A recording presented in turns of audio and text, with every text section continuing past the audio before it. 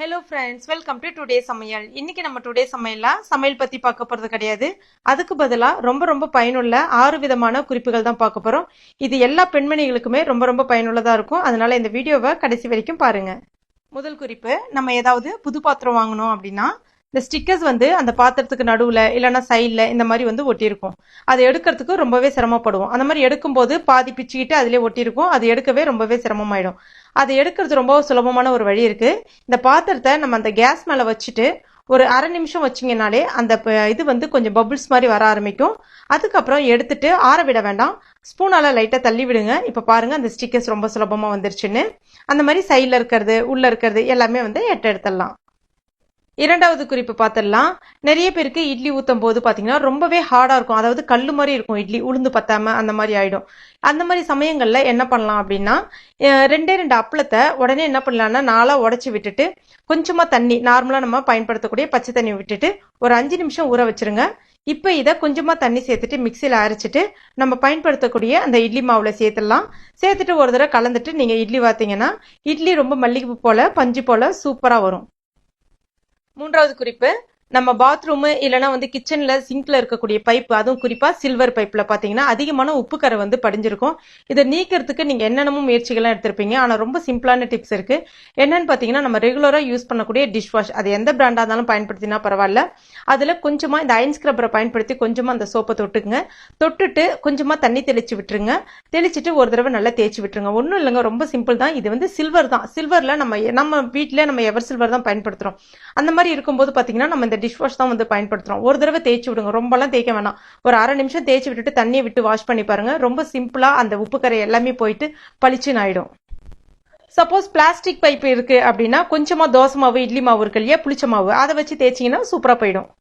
நாலாவது குறிப்பு, நம்ம பயன்படுத்தக்கூடிய வெள்ளி பொருட்களை பீரோல வைக்கும்போது, அதுவும் குறிப்பாக இரும்பு பீரோல அந்த மாதிரி வைக்கும்போது பாத்தீங்கன்னா சீக்கிரமாகவே கருத்து போயிடும்.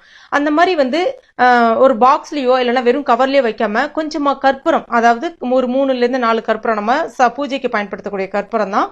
அந்த கற்பூரத்தை எடுத்துட்டு இந்த மாதிரி ஒரு துணி பையில அந்த வெள்ளி பொருட்களையும் கற்பூரத்தையும் சேர்த்து ஒன்னா வச்சு உள்ள வச்சுட்டு மூடிடுங்க. இந்த மாதிரி துணி பையிலனா வேற ஏதாவது துணியோ இல்லைன்னா கவரோ ஏதாவது இருந்தா கூட உள்ள மூடிட்டு வச்சிடலாம். இந்த மாதிரி வைக்கும்போது பாத்தீங்கன்னா உங்களுக்கு பீரோல நல்ல ஒரு நறுமணம் இருக்கும். எந்த விதமான பூச்சியும் வராது. அதே சமயத்துல அந்த வெள்ளி பொருட்கள் பளபளப்பாவே இருக்கும், கருத்து போகாது. ஐந்தாவது குறிப்பு என்னன்னு பாத்திடலாம். இந்த மாதிரி நம்ம பேஸ்ட் கடைசியா எடுக்கிறதுக்கு ரொம்ப சிரமப்படுவோம். பேஸ்ட் மட்டும் இல்லைங்க, இந்த மாதிரி டியூப்ல வரக்கூடிய கிரீம், ஃபேர் அண்ட் லவ்லி எதுவா இருந்தாலும் எடுக்கிறதுக்கு ரொம்ப சிரமப்படுவோம். அப்ப என்ன பண்ணுவோம், சிசர்ல கட் பண்ணிட்டு உள்ள கையை விட்டு நோண்டி எடுப்போம். அந்த மாதிரி எடுக்காம நம்ம என்ன பண்ணலாம்னா கொஞ்சமா சுடு தண்ணி, அதாவது ஹாட் வாட்டர்ல ஒரு நிமிஷம் அதை போட்டுட்டு எடுத்துட்டு நம்ம அழுத்தினோம் அப்படின்னா ரொம்ப சுலபமா வந்துடும். இது ரொம்ப சிம்பிளான டிப்ஸ். கண்டிப்பா நீங்க ட்ரை பண்ணி பாருங்க. ஆறாவது குறிப்பு, நீங்க வெஜிடேரியனா இருந்தீங்கன்னா இந்த வீடியோவை கடைசி வரைக்கும் பாருங்க. நடுவில் உங்களுக்கு உண்டான குறிப்பு சொல்றேன். மிக்சியை நம்ம பயன்படுத்த அதனுடைய ஷார்ப் போயிடும். அது மட்டும் இல்லாம அந்த சின்ன சந்துகள்ல அழுக்குகள் படிய ஆரம்பிச்சிடும். இது ரெண்டுத்தையுமே ரொம்ப சுலபமா சரி செய்யக்கூடிய டிப்ஸ் தான் இப்ப பார்க்க போறோம். இந்த மாதிரி நம்ம முட்டையை பயன்படுத்திட்டு முட்டை தோலை எரிஞ்சிருவோம். அந்த மாதிரி முட்டை ஓடுகளை தூக்கி போடாம அதை கழுவிட்டு காய வச்சு எடுத்து வச்சுக்கலாம். இப்ப இதை மிக்சி ஜார்ல சேர்த்துட்டு கொஞ்சமா உப்பு சேர்த்துட்டு ஒரு தடவை துருகிக்கலாம். இப்ப இதை ஒரு பிளேட்டுக்கு மாத்தும் பொழுதே அந்த மிக்சியில நல்லா தேய்ச்சி விட்டு மாத்தி விடுங்க. அப்பதான் அது உள்ள இருக்கக்கூடிய அந்த சந்துகள்ல இருக்கக்கூடிய அழுக்குகள் எல்லாம் வெளிவந்துடும். அது மட்டும் இல்லாம பிளேடும் ரொம்ப ஷார்ப் ஆயிடும். இதுவே நீங்க வெஜிடேரியனா இருந்தீங்கன்னா கல்லுப்பு கொஞ்சமா வினிகர் சேர்த்துட்டு நல்லா ஒரு துருகுத்துட்டீங்கன்னா உள்ள இருக்க அழுக்கும் வெளிவந்துடும். அது மட்டும் இல்லாம பாத்தீங்கன்னா பிளேடும் ரொம்பவே ஷார்ப் ஆயிடும். இப்ப இந்த பவுடரை தூக்கி போடாம ஒரு ஏர்டைட் கண்டெய்னர்ல நீங்க ஸ்டோர் பண்ணி வச்சுக்கலாம். இது எதுக்கெல்லாம் பயன்படுத்தலாம்னா நிறைய பயன்படுத்தலாம். குறிப்பாக பாத்தீங்கன்னா வீட்டுல கடாய் ரொம்ப தீஞ்சு போயிடுச்சு, இல்லைன்னா அங்கங்க கடாயில கருப்புகள் அதிகமா இருக்குன்னா அந்த இடத்துல இதை தேய்ச்சி இது பண்ணலாம். அதுக்கப்புறம் நிறைய புது பாத்திரம் வாங்கும்போது பாத்தீங்கன்னா ஸ்டிக்கர்ஸ் ஒட்டி இருக்கு இல்லையா, அந்த ஸ்டிக்கர்ஸ் ஒட்டின இடத்துல பாத்தீங்கன்னா அந்த கம் போல இருக்கும். அது போகவே போகாது.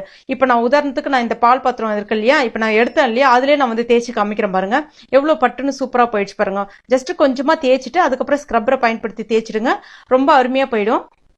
என்ன ஃப்ரெண்ட்ஸ், நான் சொன்ன டிப்ஸ் எல்லாமே உங்களுக்கு பயனுள்ளதா இருந்திருக்கும் நம்புறேன். பயனுள்ளதா இருந்துச்சுன்னா மறக்காம இந்த வீடியோவை லைக் பண்ணுங்க, உங்க நண்பர்களுக்கும் ஷேர் பண்ணுங்க. மேலும் இது போன்ற பயனுள்ளதவர்களுக்கு நம்ம சேனல் இது வரைக்கும் நீங்க சப்ஸ்கிரைப் பண்ணாத நண்பர்களா இருந்தீங்கன்னா உடனே சப்ஸ்கிரைப் பண்ணீங்க. கூடவே மறக்காம அந்த பெல் நோட்டிபிகேஷன் சிம்பிளி பிரஸ் பண்ணீங்க. தேங்க்யூ.